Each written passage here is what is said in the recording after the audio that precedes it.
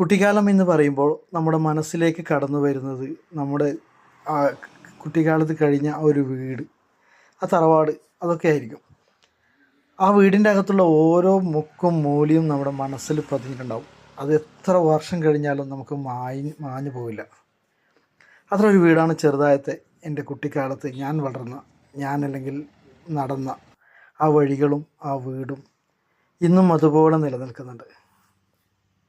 1978-79 ഈ ഒരു വീട് നിർമ്മിച്ച് ഞങ്ങൾ ഇവിടത്തേക്ക് താമസം ആരംഭിക്കുന്നത്. ചെറിയൊരു മാറ്റം ഇപ്പം അടുത്ത കാലത്തായിട്ട് ഞങ്ങൾ വീടിൻ്റെ ചെറിയ വശങ്ങളും മാറ്റം വരുത്തിയിട്ടുണ്ട്. അത് ഓടൊക്കെ ആയിരുന്നു. ഓടൊക്കെ നിശ്ചയത്തിൻ്റെ പേരിൽ അടുക്കള ഭാഗത്തൊക്കെ ഷീറ്റിട്ട് ചെറിയൊരു മാറ്റങ്ങളൊക്കെ വരുത്തി. പിന്നെ ഇന്ന് പൈപ്പും വെള്ളമൊക്കെ നിർബന്ധമാണല്ലോ, അപ്പം അങ്ങനെയുള്ള ചെറിയ മാറ്റങ്ങളും കാര്യങ്ങളും വെച്ച് വെള്ളപ്പൊക്കെ അതേപോലെയുണ്ട്. ഈ ഗേറ്റൊക്കെ എൻ്റെ കുട്ടിക്കാലത്ത് ഉണ്ടാക്കിയതാണ്, മതിൽ കെട്ടുന്ന സമയത്ത്. അന്ന് എനിക്ക് തോന്നുന്നൊരു 8-9 വയസ്സ് മാത്രമേ പ്രായം ഉണ്ടാവുള്ളൂ.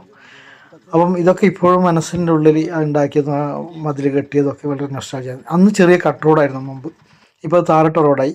വാഹനങ്ങളുടെ എന്താ പറയുക ഓട്ടങ്ങളൊക്കെ കൂടി. ഓടിട്ട ഈ വീടിൻ്റെ അകത്ത് എപ്പോഴും നല്ലൊരു തണുപ്പാണ്. എന്താ പറയുക, ഞാനും അനുജത്തിയൊക്കെ ഇവിടെ നിന്ന് വളർന്നു വന്ന ആ ഒരു സമയം എല്ലാം ഓരോ ഭാഗങ്ങളിലെയും കാര്യങ്ങൾ നമ്മൾ എന്താ പറയുക ഭക്ഷണം കഴിച്ചിരുന്നതും അടികൂടിയതും കലഹിച്ചതും അങ്ങനെ ഉണ്ടായിരുന്നോ കുട്ടിക്കാലത്തുള്ള എല്ലാം ഇന്നിങ്ങനെ മനസ്സിലേക്ക് കടന്നു വരികയാണ്. വീടിന്ന് അതുപോലെ തന്നെയുണ്ട്.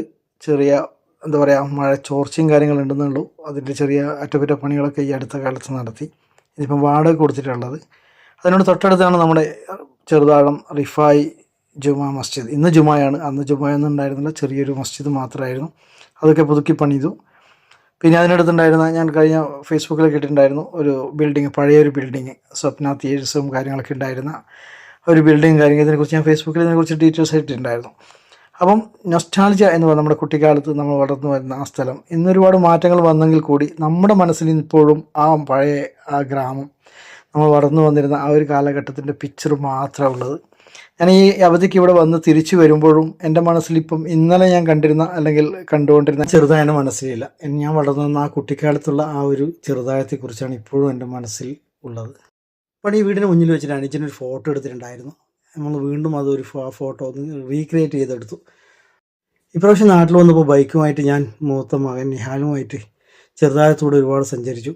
പിന്നെ അതുപോലെ തന്നെ നമ്മൾ ഫുട്ബോൾ കളിച്ച സ്ഥലങ്ങളും കൂട്ടുകാരുടെ വീടുകളും കുളിക്കാൻ പോയ തോമക്കുളവും അങ്ങനെ എല്ലാം അവന് പരിചയപ്പെടുത്തി കൊടുത്തു. കുട്ടിക്കാലത്ത് ഒരുപാട് ഓർമ്മകൾ അവന് സമ്മാനിച്ചു. മറ്റു